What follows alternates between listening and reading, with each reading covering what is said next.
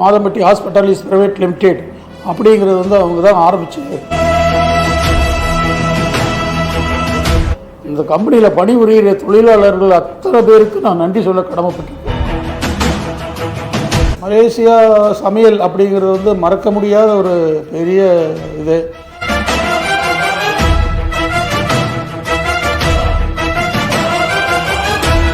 எடுபடியான இருந்தவங்க எல்லாமே வந்து இன்னைக்கு ஒரு பெரிய மாஸ்டராக இருக்காங்க.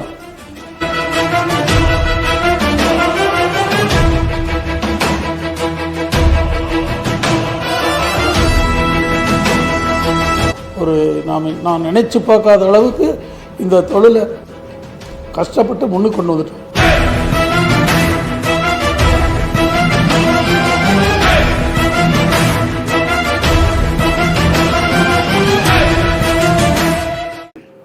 ஆயிரத்தி 1971-72 கள்ளிப்பாளையம் ரத்னசாமி கவுண்டர் அப்படிங்கிற வடவாயம்புத்தூரில் அவங்க வீட்டில் நானே சமையல் பண்ணக்கூடிய அளவுக்கு கற்றுக்கிட்டு போய் நான் அவங்க வீட்டில் போய் வேலைக்கு செஞ்சேன். மாதம் 1971 மாதம் எனக்கு வந்து 60 ரூபா சம்பளம். மாதம் 60 ரூபா சம்பளம். அப்போ வீட்டு சமையலெல்லாம் நல்லா இது பண்ணிவிட்டு அங்கே ஒரு 5 வருஷம் அது பண்ணிட்டேன். அவங்களோட சன்னு வந்து பெங்களூரில் இன்ஜினியரிங் படிக்கிறதுக்கு மத்திக்கரையில் ராமையா காலேஜுங்கிற இதில் படிச்சுட்டு இருந்தாங்க. அப்போ அவங்களுக்கு சமையல் பண்ணுறதுக்காக நான் பெங்களூர் போனேன்.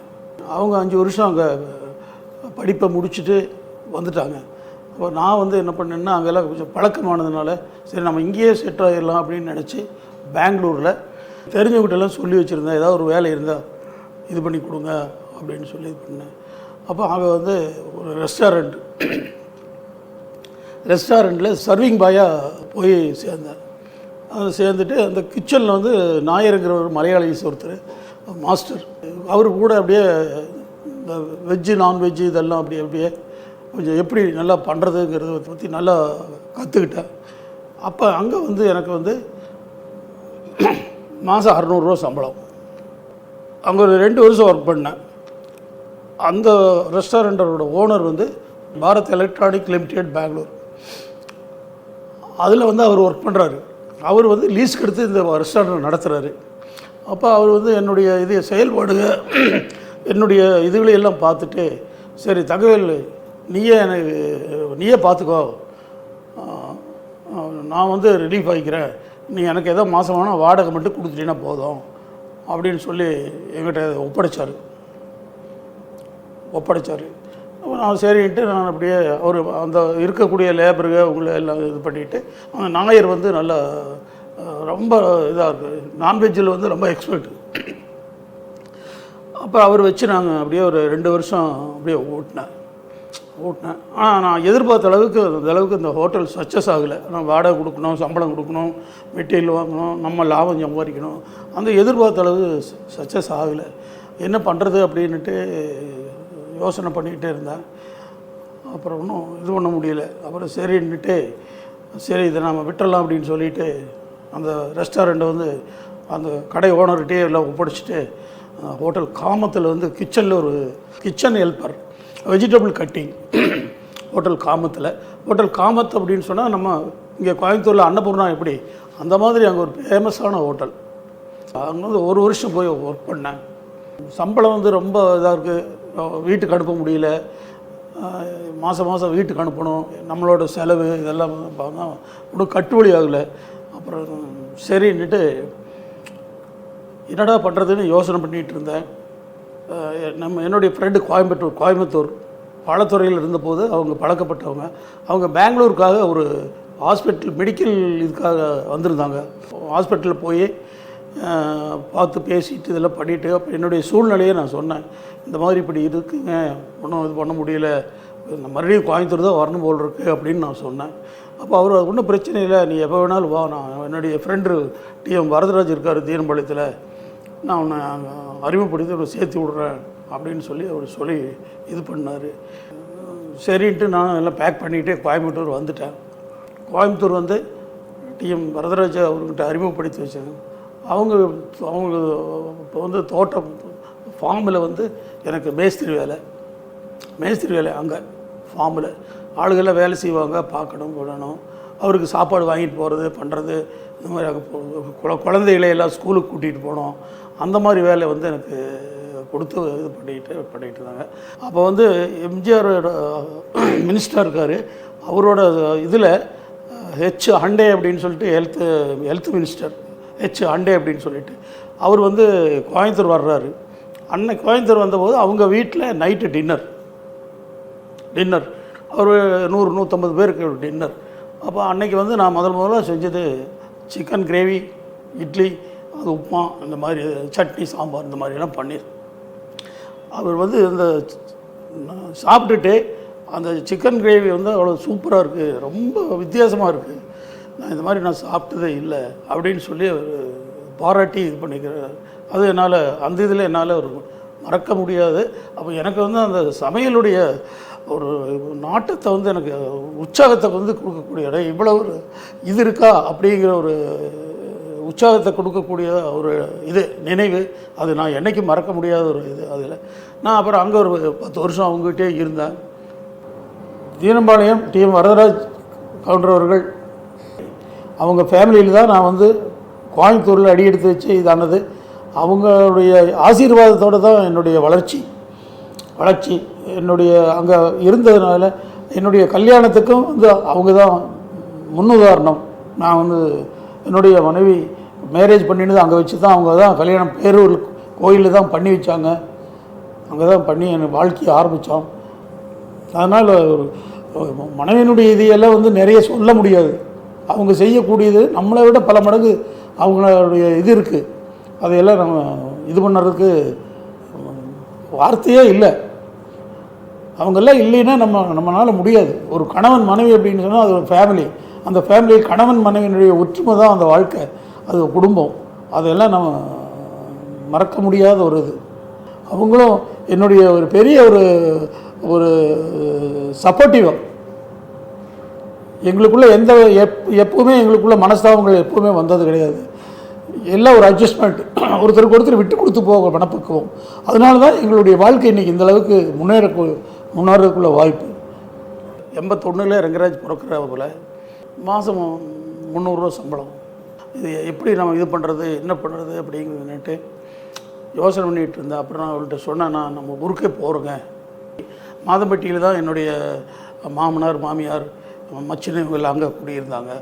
அங்கே வந்து அவங்க கூட இருந்துட்டு பேரூரில் வந்து ராம் ஸ்டீல் அப்படின்னு சொல்லிட்டு steel company, 20 mm rod production பண்ணுற கம்பெனி. அந்த கம்பெனியில் வந்து சமட்டி அடிக்கிற வேலை, 20 டன்னு 30 டன்னு கட் பண்ணோம்.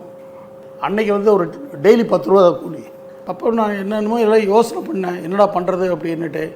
அப்புறம் சரின்ட்டு அப்புறம் சரி ஏதாவது வெஜிடபிள்ஸ் எதாவது பண்ணலாம் அப்படின்ட்டு பக்கத்தில் தோட்டத்துகளில் போய் வெஜிடபிள்ஸ் எல்லாம் எடுத்து மாதம்பட்டியிலேருந்து காலையில் நேரத்தில் கோயம்புத்தூரில் சிட்டிக்கு கொண்டு வந்து விற்றுட்டு ரிட்டன் வர்றபோது கொஞ்சம் வாங்கிட்டு அப்படி வருவேன். அந்த மாதிரி கொஞ்ச நாள் பண்ணிகிட்டு இருந்தேன். அதுவும் அப்படின்னா அது பண்ணுறோம். டெய்லி 50 கிலோமீட்டர் சைக்கிள் முதிக்கணும், அதோட சைக்கிளில் தான் முதிக்கணும், வேறு ஒன்றும் இல்லை, வழி இல்லை. அப்புறம் அந்த மாதிரிலாம் வந்து கஷ்டப்பட்டு எல்லாம் பண்ணிகிட்டு இருந்தேன். எனக்கு ஒன்றுமே புரியல, லைஃப் என்ன இப்படி ஆயிடுச்சு. 1983 2 வருஷம் ஓடிடுச்சு. கிருஷ்ணகுமார் அவரும் பிறந்துட்டார். அப்புறம் சரின்னு சொல்லிவிட்டு மாதம்பட்டியில் முருகன் கோயில் பூசாரி அர்த்தநாரி அப்படிங்கிறார், அவர் பெரியவர், அவர் ஒரு சமையல் கலைஞர். அப்போ அவர் வந்து நான் சொன்னேன் ஏதாவது வேலை இருந்தால் கூட்டிகிட்டு போங்க வர்றேன் அப்படின்னு. அவர் கூட சமையலுக்கு போவேன், கூட எடுபடி வேலையெல்லாம் செஞ்சுட்டு பண்ணிவிட்டு எனக்கு நம்மளுக்கு சமையலினுடைய என்னங்கிறது தெரியும். அப்புறம் அப்படியே கூட போய் அவர்கிட்ட வந்து நான் நல்லா கற்றுட்டேன். நான் தனியாக பண்ணுற அளவுக்கு ஒரு 100 பேர் 200 பேருக்கு தனியாக பண்ணுற அளவுக்கு அந்த இதையை நான் கற்றுக்கிட்டேன். இப்போது 1985 எனக்கு மாதம்பட்டியில் சிவகுமார் அப்படிங்கிற சினிமா ப்ரொடியூசர், அவர் வந்து சின்ன தம்பி பெரிய தம்பிங்கிற படத்தை ஷூட்டிங்கு வந்திருந்தாங்க.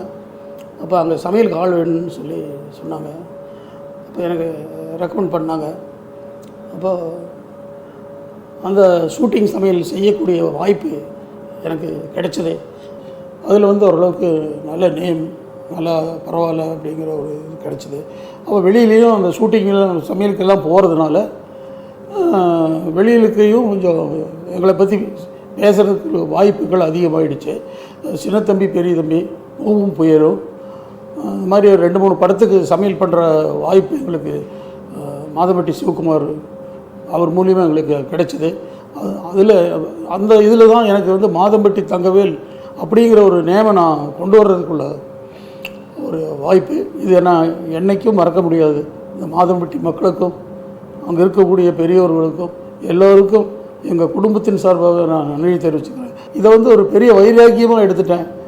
நாம் இந்த மாதிரி ஒரு இடத்துல இருக்கிறோம், நம்ம இந்த ஒரு ஊருக்கு பெருமை சேர்த்தணும், அதுக்கு நாம் என்ன பண்ணணும் அப்படிங்கிற ஒரு கொள்கையோடு நான் இதை அடி எடுத்து வச்சேன். இந்த வேலையை தொடங்கினேன். அப்போல்லாம் வந்து லேபர் பிரச்சனை, லேபர்லாம் கிடைக்காது, அளவாக பண்ண முடியும். அந்த மாதிரி ஒரு சூழ்நிலை கட்டத்தில் நாங்கள் பண்ணினோம். பிரதர்ஸ் நாங்கள் எல்லாமே சேர்ந்து ஒன்றா பண்ணி இது பண்ணிகிட்டு இருந்தோம். எல்லா ஏரியாவிலையும் எல்லா ஃபங்க்ஷனுக்கும் எங்களை கூப்பிடுற அளவுக்கு டெவலப் ஆகிட்டோம். அப்போ வந்து மாதம்பட்டியில் வந்து நான் இருக்கிறதுக்கு எனக்கு வீடு கிடையாது, வாடகை வீட்டில் தான் இருந்தோம். பழனியாண்டவபுதூரில் ஆறுமுக வாத்தியார் HM அப்படின்னு சொல்லுவாங்க, அவரோட இடத்துல தான் ஒரு 4 சென்ட் இடம் வாங்கி பிரதரு நான் 2 பேருமே வீடு கட்டி குடியிருந்து தான் அங்கே அந்த இது ஆரம்பித்தோம். அதில் தான் எங்கள் யூனிஃபார்ம் எல்லாம் நாங்கள் தைச்சி எல்லாம் இது பண்ணி இந்த கல்யாணம் இப்படிங்கிறது வந்து என்னங்கிறது எல்லாருக்கும் விளம்பரப்படுத்தணும், 4 பேருக்கு தெரியணும் அப்படிங்கிறத யூனிஃபார்ம் எல்லாம் தைச்சி அந்த மேரேஜில் போட்டு எல்லாம் பண்ணோம். அதில் எல்லாருக்குமே ஓரளவுக்கு சயின்டிஃபிகேஷன் ஆகிடுச்சு, ஓரளவுக்கு இதாக எல்லாம் இது பண்ணோம். அப்புறம் அதிலிருந்து நிறைய எங்களுக்கு வந்து இன்னர்வில் club meeting, rotary club meeting, அதுக்கு வந்து 50 பேர் 40 பேர்த்துக்கு டிஃபன் பண்ணணும். அந்த மாதிரி எல்லாம் பண்ணுறபோது அந்த 40 பேர் எல்லாம் பெரிய விஐபி. அந்த பெரிய விஐபிக்கு வந்து பண்ணுறபோது அவங்களுக்கு எல்லாருக்கும் நல்ல ஒரு இது தங்கவேல் நல்லா பண்ணுறாப்புல அப்படிங்கிறது. அப்போ அவங்க மூலியமாக எனக்கு நிறைய வாய்ப்புகள் அதிகமாச்சு. அந்த 80ல் வந்து இப்போ நான் வந்து அன்றைக்கி மெயின் சமையல்காரர், நான் தான் மாஸ்டர். நம்ம கூட இன்னொரு மாஸ்டர் மலையாளிஸ் ஞாயிறு, அவர் மலையாளிஸ் ஒருத்தர், அவர் ஸ்வீட்டெல்லாம் போடுவார், அவர் கூட வச்சு சாப்பாடுலாம் இறக்குவார். கூட ஹெல்ப்புறது ஒரு 2 பேர். சாப்பாடு, சாம்பார், ரசம், பொரியல், கூட்டு, அப்பளம். நைட்டு காலையில் வந்து இட்லி, பொங்கல், ஊத்தப்பம், உப்புமா, இல்லைன்னா இட்லி உப்புமா. வடை போடுறதுலாம் ரொம்ப அபூர்வம். அப்படியே ஒரு 4 பேர் தான் இருப்பாங்க. சப்ளைக்கு வந்து ஒரு 10 பேர், கிளீனிங்க்கு வந்து ஒரு 4-5 லேடிஸ். இப்படி தான் நாங்கள் இந்த வாழ்க்கை இன்றைக்கி அப்படி ஓடிச்சு அன்னைக்கு. அந்த மாதிரி அப்புறம் அப்படியே நம்ம 85லேருந்து டெவலப் ஆக ஐட்டம்ஸ் ஜாஸ்தி ஆகிடுச்சு. மாஸ்டர்ஸுகளும் நிறைய இருக்காங்க. அப்புறம் தோசை மாஸ்டர், பரோட்டா மாஸ்டர், இவங்கெல்லாம் தனித்தனியாக ஆகிட்டாங்க. அப்போ அவங்களெல்லாம் வர சொல்லி அவங்க ஆளுகை நிறைய, ஒரு ஃபங்க்ஷன் அப்படின்னா 50 பேர் 100 பேர், ஒரு மேரேஜ்னால் அந்த அளவுக்கு வேலை செய்யக்கூடிய ஆட்கள் நிறையா இருந்தது. அன்றைக்கி அந்த 80ல் வந்து ஆளுகை வந்து இல்லை. ஒரு 5 வருஷம் 85 மட்டும் ஆளுகை வந்து ரொம்ப கம்மியாக போட்டு தான் வேலை செய்வாங்க. இதில் சம்பளம் கொடுக்க முடியாது. ஒரு லேடிஸுக்கு ஒரு நாளைக்கு 10 ரூபா தான் சம்பளம், ஒரு ஜென்ஸுக்கு வந்து ஒரு நாளைக்கு 20 ரூபா இல்லைனா 50 ரூபா சம்பளம். மேரேஜுக்கு போனால் 100 ரூபா தான் சம்பளம் 2 நாளைக்கு. அந்த மாதிரி ஒரு சூழ்நிலை. அப்படியெல்லாம் அந்த லைஃப் வேறு. ஆனால் இன்றைக்கி இருக்கிறது வந்து அப்படி இல்லை. இன்றைக்கி எல்லாத்துக்குமே ஆள் இருக்காங்க. எல்லாமே ஸ்வீட் மாஸ்டர் தனி, பிரியாணி மாஸ்டர் தனி, அந்த மாதிரி ஒவ்வொரு மாஸ்டரும் இட்லி ஊற்றுறதுக்கு தனி ஆளு, அந்த மாதிரி ஒவ்வொருத்தரும் இருக்காங்க. அந்த மாதிரி எல்லாம் ஒரு இது ஆகிடுச்சு. ஒரு கல்யாணத்தில் சமையல் அப்படின்னு சொன்னால் இப்போ சில குறைபாடுகள் இருக்கும். அந்த குறைபாடுகளை வந்து அவங்க சாப்பிட்டு சொல்லிட்டு போவாங்க. இது இப்படி இருக்கணும், இப்படி இருந்தால் நல்லா இருந்திருக்கும், அப்படி இருந்திருக்கும் அப்படிங்கிறத சொல்லிட்டு போவாங்க. அப்போ நாங்கள் அடுத்ததில் நாங்கள் அதை திருத்திக்குவோம். ஒன்று. 2வது வந்து என்னுடைய இதில் வந்து சாம்பார், ரசம், புளிக்குழம்பு, கத்திரிக்காய் எண்ணெய் குழம்பு, பூசணி அல்வா, இந்த மாதிரி இதை காளான் பிரியாணி, இந்த மாதிரி ஃபேவரட் ஐட்டம்ஸ் இருக்குது எங்களோட. இது சாப்பிட்டாங்கனாலே சொல்லிடுவாங்க யார் சமையல்காரர் தங்கவேலா அப்படிம்பாங்க. அந்த மாதிரி ஒரு ஃபேவரட் இருக்குது. இந்த புளிக்குழம்பெல்லாம், கத்திரிக்காய் எண்ணெய் குழம்புலாம் நிறைய பேர் மேரேஜுக்கு வந்தாங்கன்னா நிறைய பேர் நம்மளை கிச்சனில் வந்து பார்த்து சாம்பிள் வாங்கிட்டு போவாங்க. அந்த ஃபேமிலியில் ரொம்ப இதாக இருக்கிறவங்க குழம்பு ரொம்ப நல்லா இருந்தது அப்படின்னு அந்த மாதிரி ஒரு நேமை வந்து நம்ம இது பண்ணி வச்சுருக்கோம். அதிலிருந்து தான் நான் வந்து முன்னோக்கி போயிட்டுருந்தேன். அதுக்கப்புறம் தான் நான் வந்து சிட்டிக்குன்னு வர்றதுக்கு ஒரு வாய்ப்புகள் அதிகமாச்சு. கோயம்புத்தூருக்கு வர்றதுக்குள்ள ஒரு வாய்ப்பு வந்து நான் லட்சுமி மில்ஸ் சாமான்குளம் அப்படிங்கிற இடத்துல வந்து நாங்கள் வாடகைக்கு இருந்துட்டு இவங்கெல்லாம் படிக்கிறதுக்கு இது பண்ணாங்க. படித்து முடிக்கிற போது அப்போ ஓரளவுக்கு வந்து சமையலுங்கிறது வந்து நல்லா டெவலப் ஆகிடுச்சு. நான் 3 குரூப் 4 குரூப் வச்சு பண்ணுற அளவுக்கு எனக்கு கெப்பாசிட்டி வந்துருச்சு. ரங்கராஜ் வந்து காலேஜ் கோர்ஸ் எல்லாம் முடிச்சுட்டு அப்புறம் நாங்கள் அப்படியே நீ ஒன்றா வேலைக்கு போ, இல்லைன்னா இது பண்ணு அப்படின்னு சொன்னேன். சமையல் தொழிலுக்கே வர்றதுக்காக முயற்சி பண்ணுறதுக்கு ஆரம்பிச்சிட்டான். அப்புறம் வந்து கேட்ரிங் கோர்ஸ் 1 இயர் படித்து இது பண்ணோம். அப்புறம் முடிச்சு எல்லாம் ரெடியாகி வந்த உடனே கேட்ரிங் இதுக்கு நம்ம கூட மண்டபத்துக்கெல்லாம் வருவார், பார்ப்பார், எல்லாம் செய்வார். நான் ஒரு 5 வருஷம் கூட இருந்து இது பண்ணிவிட்டு அந்த 5 வருஷத்துக்குள்ளே என்னை ரீட் பண்ணிட்டாப்புல ரங்கராஜ். நம்ம ஜாஸ்தி நான் இதாகிறதில்ல, அவனே ஃபுல்லாக பார்க்குற அளவில் நம்ம வீட்டுக்கு பக்கத்துலேயே ஒரு கிச்சன் போட்டு ஃபுட்டெல்லாம் வந்து பண்ணி கொடுக்குற மாதிரி எல்லாம் பண்ணிவிட்டு மேரேஜ் இதெல்லாம் பண்ணிவிட்டு ரங்கராஜ் வந்து மண்டபத்தில் நல்லா வேலையெல்லாம் எடுத்து பண்ணுற அளவுக்கு நல்லா டெவலப் ஆகிட்டார். அப்புறம் 2010, 2012, 15 வந்து ரங்கராஜ் ஃபீல்டுக்கு ஃபுல்லாகவே இறங்கிட்டாப்புல. இந்த கேட்ரிங் ஃபீல்டில் நல்லா ஒரு இன்ட்ரெஸ்ட் எடுத்து நல்லா பண்ணணும் அப்படிங்கிறது. அதில் வந்து ஹோட்டல் அலங்கார் அதில் வந்து ட்ரைனிங் ஒரு 6 months ட்ரைனிங் எடுத்திருக்காப்புல. இந்த ஃபுட்டு வந்து எப்படி எல்லாம் கொடுக்கணும், மேரேஜுக்கு கொடுக்குற ஃபுட்டு எப்போவுமே நார்மலாக தான் இருக்குது. நம்ம இன்னும் இதை வந்து ரொம்ப பெருசாக இந்த மாதிரி கொண்டு போகணும் அப்படிங்கிறத அந்த ஹோட்டல் அலங்காரோட மெனுவில் எல்லாம் வச்சு நல்லா இது பண்ணி நிறைய வெரைட்டிஸ் எல்லாம் கொடுக்குற மாதிரி இது பண்ணி அப்படியே நல்லா பண்ணிட்டான். ஓரளவுக்கு வந்து ரங்கராஜுக்கும் ஃபேமஸ் ஆகிட்டுச்சு. அப்புறம் 2017 வந்து நான் இந்த மாதம்பட்டி பாகசாலா அப்படிங்கிற ஒரு கார்பரேட் கம்பெனியை ரங்கராஜ் ஆரம்பித்தார். பண்ணணும் அப்படின்னு சொல்லி கார்பரேட் கம்பெனி ஆரம்பித்தார். அதை ஆரம்பித்து பாஷ் கம்பெனிக்கு தான் முதல் அனுப்பிச்சார். அது அப்படியே பிக்கப்பாக டெய்லி ஒரு 5000, 6000, 7000 பேருக்கு போகக்கூடிய அளவுக்கு கம்பெனியை டெவலப் பண்ணிட்டார். நல்லா கொண்டு வந்துட்டாங்க. அப்புறம் ஒரு அடிஷ்னல் கிச்சன் எல்லாம் போட்டாங்க, விஐபி கிச்சன் போட்டது எல்லோரும் நல்லா பண்ணி நல்லா ஒரு நான் நினச்சி பார்க்காத அளவுக்கு இந்த தொழிலை கஷ்டப்பட்டு முன்னுக்கு கொண்டு வந்துட்டோம். அப்புறம் 2வது வந்து கிருஷ்ணகுமார் வந்து அவர் சென்னையில் வேலையில் இருந்தார். அவரும் பேசி எல்லாம் இது பண்ணி அவரும் இந்த ஃபீல்டுக்கே வர்ற மாதிரி எல்லாம் முடிவு பண்ணி 2 பேரும் ஒன்றா சேர்ந்து தான் இந்த கம்பெனியை மாதம்பட்டி பாகசாலா, மாதம்பட்டி ஹாஸ்பிட்டாலிஸ் பிரைவேட் லிமிடெட் அப்படிங்கிறது வந்து அவங்க தான் ஆரம்பித்து நான் எதிர்பார்த்ததை விட 4 மடங்கு நல்லா முன்னிலைக்கு கொண்டு வந்து ஒரு 500 பேர் லேபருக்கு வேலை கொடுக்கக்கூடிய ஒரு மனப்பக்குவத்தை கொண்டு வந்து பண்ணாங்க. அது மட்டும் இல்லாமல் நான் போக முடியாத இடத்துக்கெல்லாம் அவங்க போய் எல்லாருடைய பெரியவர்களுடைய ஆசீர்வாதத்தோடு இந்த தொழிலை நல்ல முறையில் பண்ணி எல்லோரும் அவங்க சப்போர்ட் பண்ணி ரங்கராஜ் கிருஷ்ணகுமார் அப்படின்னு சொன்னால் ஒரு ஃபேமிலி மெம்பராக அட்டாச் மாதிரி பண்ணி அதை நல்லா கொண்டு வந்து இந்த அளவுக்கு இன்றைக்கி கொண்டு வந்திருக்காங்க. அப்படின்னா அது ஒரு பெரிய ப்ளஸ் பாயிண்ட். நம்மக்கிட்ட கிடையாது, எல்லாம் இறைவனுடைய அருள்.